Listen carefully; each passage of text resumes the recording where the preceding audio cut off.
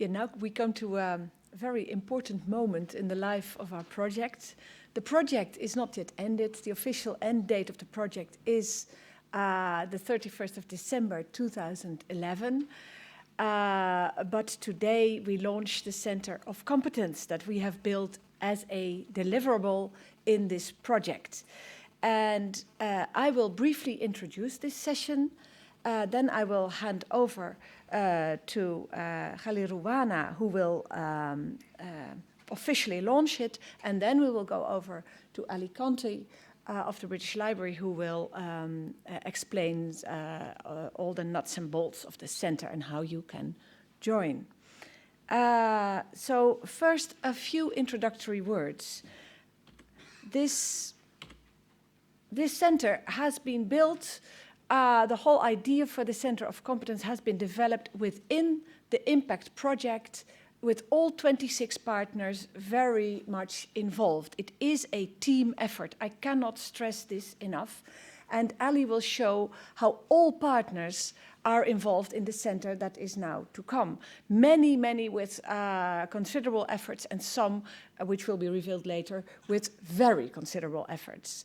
And we used a methodology called the business model generation, brainstorming, focusing type of sessions we held. It was based on a book. I give the link here. You must look it up. It is about defining the 9 building blocks of a business model to sustain, for instance, project results and to share expertise like the center should do. I'm not going to explain the whole methodology, but of course it ended in this kind of full sticky notes papers. And one of the things was to gather ideas on this, on how we should sustain ourselves, but it was more important, perhaps, even to have all our 26 partners involved.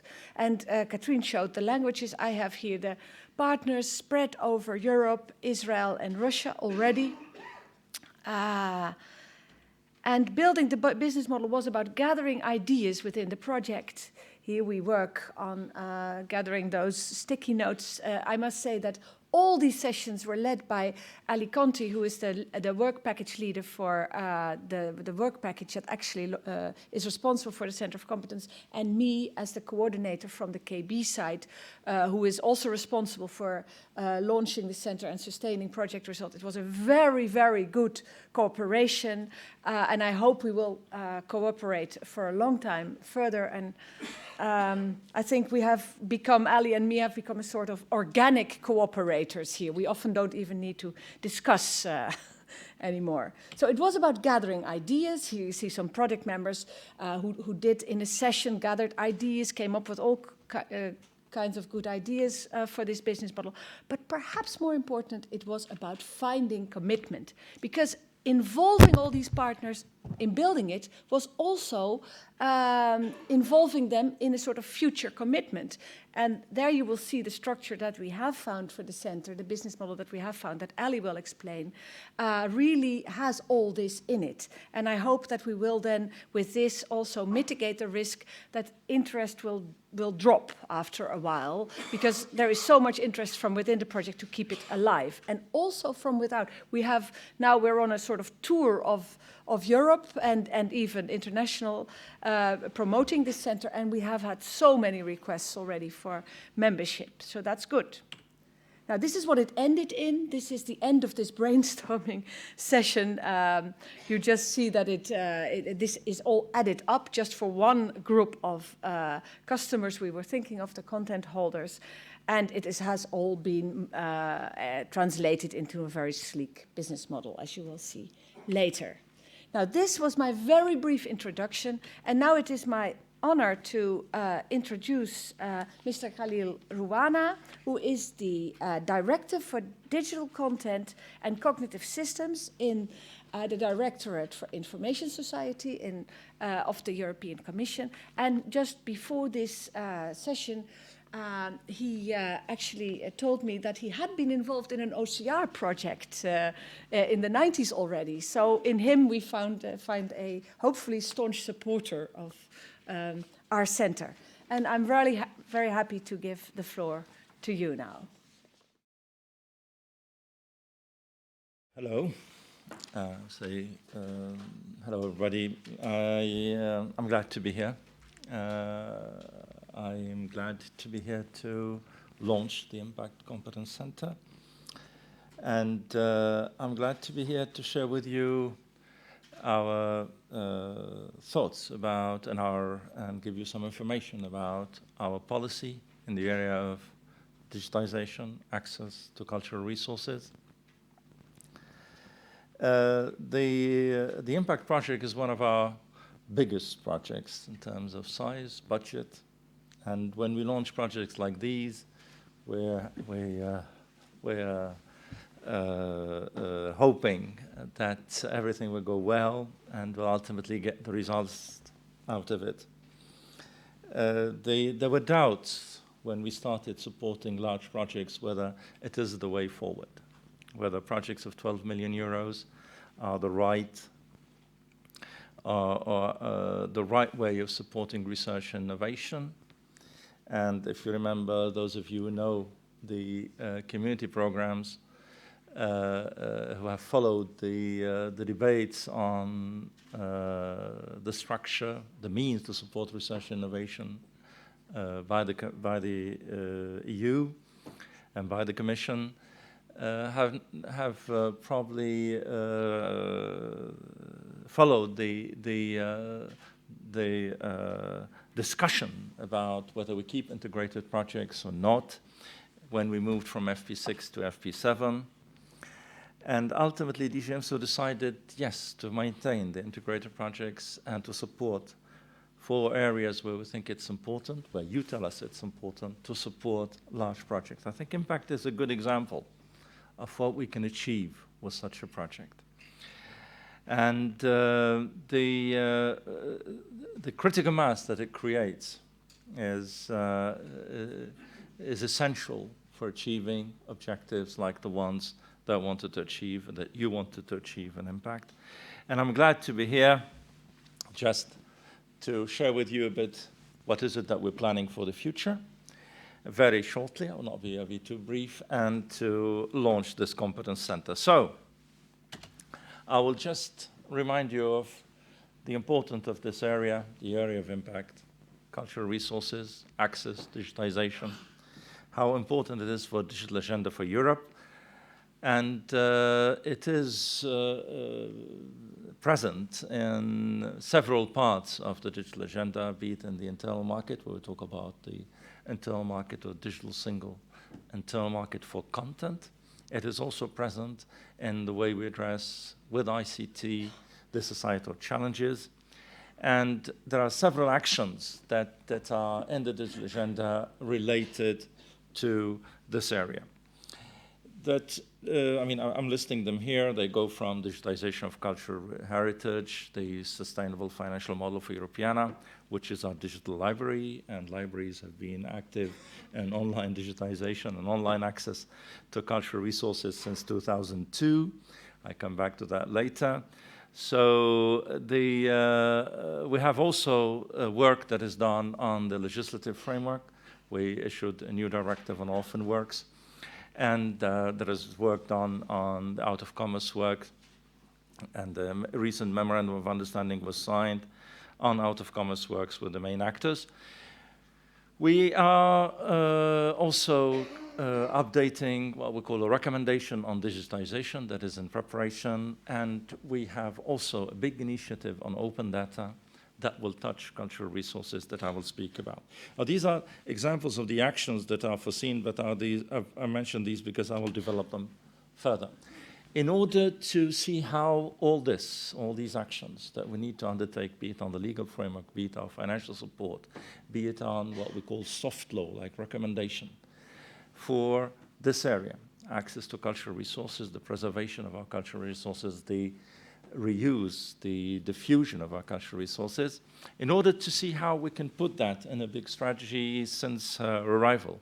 Vice President Cruz, our commissioner, has asked the Comité des Sages to tell us what do they see as main challenges and how can we address these challenges with the instruments we have at community level and in the member states.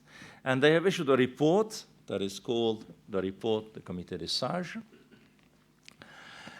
bringing Europe's cultural heritage online. So probably several of you have seen it. And that stresses three aspects that are extremely important in this field. And these aspects relate to the economic impact of what we do on digitization, as well as societal impact, of course, and the cultural impact. So first, access to cultural heritage is a central concept, and it should be a priority in our policies across the board. Digitization should be a moral obligation that we need to do in order to maintain our cultural resources and make them the widest accessible. They also mentioned the need for having platforms. I think we had a presentation of Clarin, Europeana platform. They emphasized this aspect of having common platforms which are central to the European construction, single entry points to our cultural resources, and they highlight the importance of Europeana and the need to continue its support. And they touch on the financing of the digitization issue and the need for public-private partnership. This report, we took it and we tried to address it by addressing the main challenges that it highlights in order to achieve what they said that need to be achieved. The funding challenge, how to fund digitization, how to find the wider access to our cultural resources, and the legal challenge, funding and legal adaptation of legal framework to bring in copyright and out of copyright material online. These are the things the challenges that we need to address, and we're addressing them with several actions that are ongoing. First, that I go through very quickly, in fact, on the 27th, which is the day after tomorrow, we will issue a new revised version of the recommendation on digitization that will show how we'll be supporting the platform, the digital library, European Digital Library, that is Europeana, the role of public-private partnerships, the principles on openness, and the importance of the public domain, and bringing also in copyright works into Europeana. We will show what could be the targets for Europe and digitizing its cultural resources, what needs to be done in the member states, and what can be done at European level. And this recommendation will be issued on the 27th of October. We'll also, as I said, propose, it will be end of November, the third week of November, we'll have a complete strategy on open data and open access to public sector information, including cultural resources. It will include several parts, and this is something that we're trying to embed in our policies today. Several parts that go from financing of research and innovation, to financing of the development of platforms and infrastructures, to policy, to legislative frameworks, to soft law measures, awareness raising, etc. And this strategy will articulate all these, will try to show how we can articulate all these instruments in order to ensure that Europe makes the best out of the data and content that is held by the public sector, which is very rich and that is really underexploited today. So the open data strategy will be announced end of November. We include several actions. It will, the central pillar of it will be the legislative act, which is the revision of what we call the public sector information, where we will expand the scope. We will be calling for more opening, etc., and this is in line with the trend that we see in most of the member states today. So, open data strategy, end of November. I will not say more about it now. I think it's something that will touch directly your constituency, because it will include also research innovation, and we'll show how we'll be supporting this field and the various instruments that we have at community level. These are the two main initiatives that are coming in the next month. In addition to that, we will maintain our support to the Europeana platform. I remember when this platform was created, the doubts about whether Europe can deliver a European Digital Library, a single entry point to its cultural resources. And the difficulties that we had across the years to convince decision makers, etc., to need to support this platform. And here we are today, a platform with 19 million objects in it, with 1,500 cultural institutions, libraries, museums, archives contributing to it across Europe. And where it is, and we're approached by the private sector and public sector institutions systematically to get a partnership with this platform that is growing. It's an important platform, and it gives us an example of how can we have higher impact from our policies through these types of investments. A platform that you can reuse, that you can exploit in different forms. Okay, so Europeana, 90 million objects in 2011. We'll set a target to reach 30 million objects digitized by 2015. And we would like that to be also a hub, not only for access, of course, to ensure, we'd like Europeana not only to be a means for access to our cultural resources, but also a hub for the creative industries. We will be supporting and encouraging the reuse of the cultural material for education, for other types of innovative applications. From now on, it will be a major part of our policy, the reuse aspect. And we hope that, as I said, to be also bring in more in copyright material, and the Europeana Foundation has started to work on that. Europeana, a platform, the two policy initiatives. But in addition to that, as I said, we'll support cultural resources, access to cultural heritage, the development of cultural resources, at least in terms of tools, from our financial instruments. Let me start with ICT and FP7. This is of interest for you. Call 9 is coming.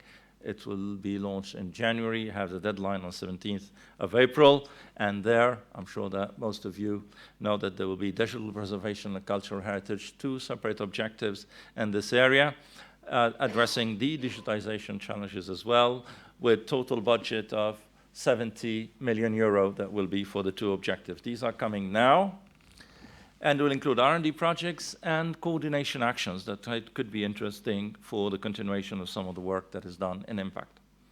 We have also started to prepare work program 2013 of the ICT and FP7, where the total budget will be around 1.4 billion euro, and we'll see how much we can put on this area as well, where we're thinking about areas like ICT for creativity, preservation, etc. These are the support to research and development in the next 2 years. We'll be supporting also innovation in the next 2 years. We do put on access to cultural resources something like 40 million euro per year. A lot of that goes to the aggregation of content in Europeana, where our support has been around 25 million euro per year. Aggregation projects of content into Europeana. And for 2012-13, we will be supporting, as I said, also the reuse of this content more and more, and we will be supporting the reuse by the creative industries to a large extent. This is the support in the ICT policy support program. This is where we support large-scale pilots, testing facilities. It's not research and development, and the budget that will be for 2012-13 is around 80 million euro that will be devoted to digital content. A large part of that, more than 75%, is on cultural heritage. This is the budget for 2012-13. I wanted also to present to you what is coming for after 2013, 2014-20, for the research and innovation, but also for platform setting and for infrastructure related to cultural resources. There are two instruments that could be of interest to us. First, we're bringing research and innovation together in one program that is Horizon 2020.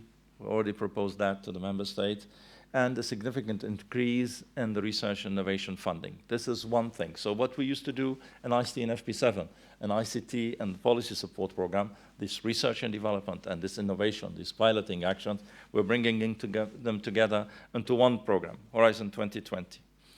And at the same time, we have earmarked a budget where we have asked the member states and the parliament whether we can earmark a budget for what we call digital infrastructures. It's part of another program that is called Connecting Europe Facility. And there we also asked for a budget that I come back to support the infrastructure. This could be of interest to impact, I think, a lot. Okay, Horizon 2020, research innovation, very quickly. Altogether, we're proposing 80 billion euro for 7 years in comparison with the 55 billion euro that we have currently for research and innovation. Over 2007-13, 55 billion, 2014-20, we asked for 80 billion. This is what the Commission has put on the table. It's up now to Council and Parliament to decide whether they go for this budget or not. As I said, research and innovation will come together, and the detailed proposal of what we will do within that will come in November. But I could also already say that for the ICT part, the cultural, digital content, cultural resources will be one of the main pillars of our proposal for the future, at least in our planning. Horizon 2020 will have 3 blocks. I will not go into this in detail. I'm sure you've seen that several times for those of you following EU support to research and innovation. Just 3 blocks. One about tackling societal challenges, where we'll also support culture and heritage. One addressing industrial leadership and the key technologies, ICT being the core part of this key technology. And there we will support certainly all the tools related to digitization, creation of content, creative content, etc. This is the bulk. ICT, the bulk of the tools part will be in the second block that you see, which is called industrial leadership. And we will also support excellence in science, where the activities that we currently do on the future emerging technology will be supported, and at least for the ICT part. These are the 3 blocks of Horizon 2020, total budget of 80 billion. Details on budget distributions, detail how this will operate, will come in November this year. Connecting Europe Facility, the other program that I talked about. This is really about deployment of infrastructure. It's not testing, it's not research innovation, it's deployment of infrastructure and support to competence centers. We have earmarked the 9.2 billion euro for digital services. The Commission has put its proposal already in details for this program last week. 9.2 billion euro on digital infrastructures, including high-speed internet, but we also said that we will support 9 European digital infrastructure, what we call service infrastructures, including 2 infrastructures that could be of interest to you. One infrastructure on digitization and access to cultural resources, and another one on language resources and language technologies. The 2 of them could be of interest to this community. Here I'm talking about only the one related to the cultural resources. It is around Europeana. It's how we can support Europeana in a more sustainable way, not from an innovation program, but as real infrastructure. We're proposing to do it there.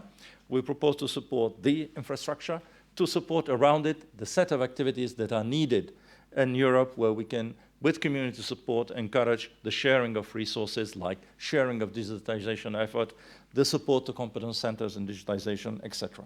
This is a budget that will be under the CEF, the Connecting European Facility. This is what we have proposed to Council and Parliament. That's our policy, legal, what we're recommending on digitization, our ambitions for Europeana, our support to research and innovation in the area of access to cultural resources, digitization, digital content, for the 2 coming years, and our plans for 2014-20. In short, what I wanted to show is that we have developed with time a strategy related to this field. It's one of these fields, rare fields, where we have been able to articulate a policy, an objective, that's a societal objective, with an economic objective, articulate what we do in terms of legislative frameworks, in terms of soft law, with our investment to research, our investment in innovation, and now we're adding an investment in a full infrastructure on a sustainable way. We hope that with that we'll be able to make Europe one of the leading regions in the world and diffusing its cultural resources and supporting its creators to create more, create better. That's the ambition. The role of the competence centers, and I will start with that. We think that competence centers like the one that Impact is launching today are extremely important. I remind you what was in the work program for ICT when Impact was launched. What were our ambitions there? Really, we wanted to take what is best done in terms of building competences and skills in this area and see whether we can share these best practices across Europe, whether we can with that improve the way we digitize content, the way we preserve it, the way we make it accessible, and whether we can articulate with the center better the effort that is done or the actions that are done at community level with the actions done in the member state. We hope that these competence centers can help also the member states organize better their digitization effort, optimize the capacity of digitization, and support them in access to funding, be it through public-private partnerships, be it through use of structural funds, be it through the mechanism that we will be putting in place, or that we're putting in place, like the CEF, etc. The challenge is the sustainability. I think I will be talking about that. How can you survive after the Impact project? We've seen so many. Clarion is a good example. If they mentioned you managed to create, after the community support at the beginning, an infrastructure that lasts. We have the same challenge in Impact. There are means that we will be providing for additional support from the EU, as I said.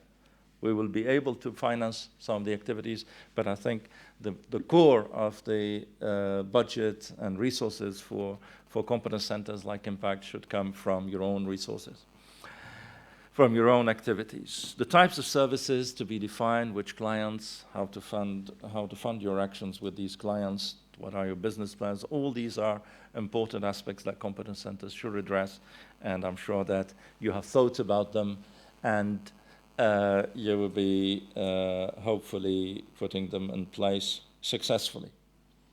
So that's it. What I wanted to say is that this area is extremely important for us, the area of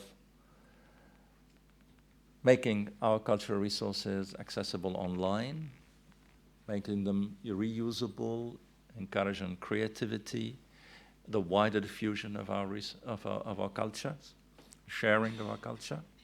And it will be a key part of it's a priority, it's an important area. And as you said, we have some major actions that are in the pipeline now and in our plans. It's not new that this area is important on the European agenda. My colleagues have put this quote from Jacques Delors already about the importance of the cultural resources, and this has been a priority since some time now in the Commission, at least in DG ENFSO. The first work on digitization and access to cultural resources, I think, is in the 93-94, as far as my colleagues have told me. I'm in this directorate since 6 months, so I'm learning like you. That's it. Thank you very much. We can go for the...